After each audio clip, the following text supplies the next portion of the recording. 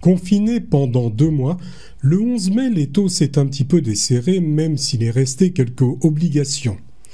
Depuis une dizaine de jours, le gouvernement a levé l'interdiction des cérémonies dans les lieux de culte, ce qui nous a permis pour Shavuot de réaliser un premier office sous contraintes sanitaires strictes, inscription préalable en fonction des places disponibles, distanciation physique, masque et gel hydroalcoolique, etc., etc. Comment s'est passé ce premier office post-interdiction? Comment se passeront les prochains? Et jusqu'à quand devrons-nous nous écarter les uns des autres? D'autres questions se posent. Comment le confinement a-t-il été perçu, ressenti par chacun? Comment les journées ont-elles été rythmées? Comme on ne pouvait pas sortir, quels ont été alors vos pôles d'intérêt? Est-ce que le temps ne vous a pas paru trop long? Qu'est-ce qui vous a manqué le plus? Avez-vous conservé un lien avec la communauté? Cette pandémie vous a-t-elle appris quelque chose? Sur vous-même? Peut-être sur les autres? Ce sont quelques questions que je poserai à mes invités de la matinée. David Moyal, le rabbin de la ville de Cannes, Sandrine Laïc et Nathalie Sibony, les présentatrices du journal des activités des communautés, et puis aussi à Gérard Bavard, tout d'abord, le président du consistoire de Cannes. Gérard Bavard, bonjour. Bonjour. Alors, est-ce qu'on peut déjà faire un point sur Shavuot? Voilà, je voudrais d'abord faire une mise au point concernant Shavuot. Nous avions pris des engagements, moi en tous les cas en tant que président, j'avais pris des engagements vis-à-vis du consistoire régional pour que la réouverture ne se fasse que le 2 juin. Entre-temps, puisque cette réunion a été antérieure à la décision que nous avons prise ensuite, entre-temps, les conditions sanitaires ont changé. Je me suis appuyé d'abord sur un courrier que nous a envoyé le consistoire central qui nous donne toute responsabilité aux commissions administratives pour déterminer et décider de la date de l'ouverture.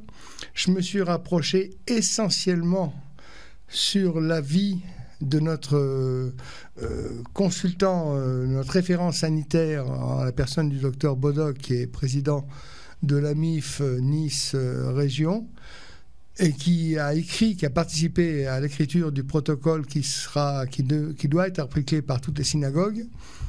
Il est venu à mes côtés, et aux côtés de notre rabbin. Nous avons analysé la situation géographique de nos lieux de culte, et nous avons décidé, avec l'accord du grand rabbin de France, d'ouvrir effectivement nos cultes, puisque nous en avions déterminé 3, pour les fêtes de Shavuot et le Shabbat qui a suivi. Je dois reconnaître que c'est une mise en place qui a été très difficile, puisque nous avons opté pour des mesures très très strictes, à savoir une seule personne par rang dans la synagogue, 2 mètres minimum d'écart entre chaque personne, le port du masque obligatoire, le gel, la prise de température. Ça demande une mise en œuvre, une compréhension de nos fidèles qui est assez rigoureuse. Il y a eu bien sûr une équipe, et je veux remercier... C'est compliqué? Très compliqué. Je veux remercier les jeunes qui se sont dévoués pour l'encadrement justement et le respect des consignes. On a interdit, bien sûr, on a demandé aux enfants de moins de 11 ans de venir. On a conseillé aux personnes âgées, fragilisées, de ne pas venir. C'est très difficile à appliquer. Et je continue à dire que les personnes âgées, fragilisées, doivent éviter de venir. Pourquoi? Mais parce que le port du masque pendant tout l'office obligatoire, c'est difficile à respecter pour eux. Le fait de perdre les habitudes, d'embrasser la mezouza, d'approcher le séfer, c'est très difficile pour eux. Le fait de ne pas se lever, le fait de ne pas avoir accès aux sanitaires, puisque les sanitaires sont fermés pour des raisons de sécurité et d'hygiène, c'est compliqué pour les gens âgés. C'est très compliqué, je le conçois. Maintenant, je veux remercier tous les participants qui se sont pliés de bonne grâce aux exigences que nous avons mises en place, à savoir d'abord une réservation pour les offices, être là à l'heure pour ne pas avoir à faire de va-et-vient pour ouvrir les portes, ensuite remplir les fiches de renseignement qui ont été édictés par la mise en place du mode sanitaire. Alors, il ne s'agit pas de fliquer les gens, mais on a besoin d'une traçabilité. Que Dieu nous préserve, il y aurait un cas qui se déclencherait, on pourrait savoir instantanément qui était présent autour de cette personne, etc. Voilà, toutes ces mesures sont difficiles à prendre. On l'a fait avec beaucoup de sérieux et merci mon Dieu, tous nos offices se sont très bien déroulés. Je vous l'ai dit, on a la chance, nous, d'avoir des espaces extérieurs assez grands. Donc nous avons pu faire 3 offices. Un à la synagogue, et je peux vous dire que la synagogue qui contient d'habitude 450 personnes était limitée en bas à 38 personnes seulement, en haut chez les femmes à 12 personnes seulement. Tout le monde a très bien respecté la consigne. Alors, c'est vrai aussi que les gens d'une même famille peuvent s'asseoir les uns à côté des autres. C'est leur responsabilité. Ils vivent ensemble. Donc, ils ont vécu le confinement ensemble. Ils peuvent venir prier ensemble. Mais ça nous oblige aussi à supprimer une rangée enfin 2 rangées sur 3, puisque on doit respecter cet espace de 2 mètres. Oui, parce que sur une rangée, en fait, vous avez une personne d'un côté, une personne de l'autre. Même pas. On n'a qu'une seule personne par rangée. Si vous en mettez 2, eh bien, il faut condamner le rang d'après et le rang d'avant, obligatoirement, pour conserver les 2 mètres de distanciation. Bon, tout ça sont des protocoles mis en place que nous avons suivi avec beaucoup de rigueur sous la direction du docteur Bodoc, et je veux le remercier parce qu'il s'est engagé à nos côtés depuis maintenant plus d'1 mois où nous avons préparé cette ouverture. On ne savait pas qu'on allait la faire forcément pour Shavuot, mais on savait bien qu'il fallait la faire un jour ou l'autre. Nos fidèles sont impatients quand même de retrouver la synagogue. Les gens qui ont besoin de faire des kaddish sont impatients de pouvoir les réciter. On a eu la chance d'avoir tous les jours des offices sur Facebook, et je veux remercier le rabbin. On a eu des offices de fête également sur Facebook et sur Zoom. On a essayé de garder un contact absolument complet pendant toute cette pandémie, pendant tout ce confinement. Et c'est vrai que je suis heureux de voir la fidélité de nos fidèles, de nos coreligionnaires.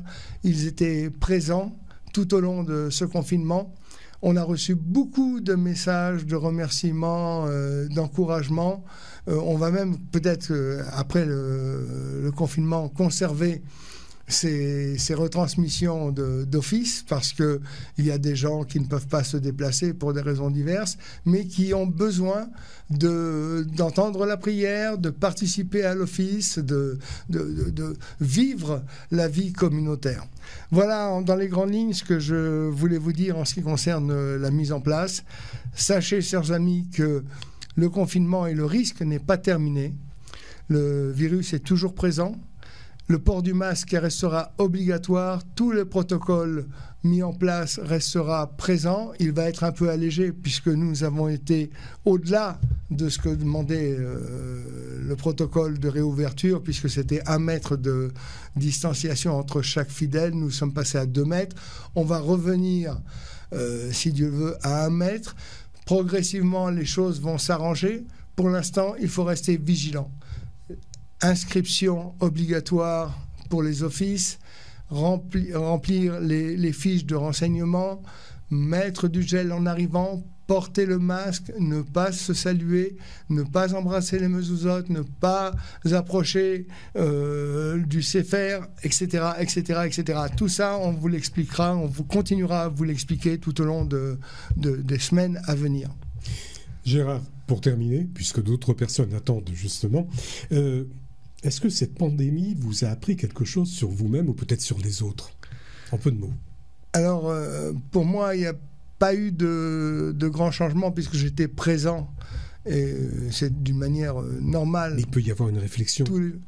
Oui, je pense que malheureusement, le monde ne sera plus comme avant. Voilà, ça va être mon grand regret. Vous êtes pessimiste? Je ne suis pas pessimiste. Il faut changer nos habitudes, changer notre mode de vie. On y sera contraint, malheureusement. Ça n'empêchera pas d'être toujours aussi accueillant, toujours aussi aimant vis-à-vis des autres. Mais c'est vrai qu'il y aura des gestes de prudence à avoir à l'avenir. J'ai eu beaucoup de peine, bien sûr, à être éloigné de mes enfants, de mes petits-enfants. Aujourd'hui, on peut enfin se retrouver, et je pense que c'est le cas pour beaucoup d'entre nous. Le gros souci, c'est ceux qui sont éloignés de leur famille parce qu'ils sont en Israël, et aujourd'hui, on ne peut toujours pas se rapprocher d'Eretz Israël. Ça va venir avec l'aide de Dieu, mais il faut prendre exemple sur Israël. C'est quand même le pays au monde qui a le mieux géré cette crise sanitaire. Voilà. Heureusement qu'il y a Internet. Ah oui, c'est vrai. Le téléphone, Internet, c'est important. Ça nous a permis de rester en contact. Et quelquefois, on oublie même les distances grâce à l'image. On oublie les distances grâce à l'image. Et j'ai même eu des bisous via Facebook par mes petits-enfants en Israël. Et ça, c'était extraordinaire quand même. Merci Gérard. Merci à vous.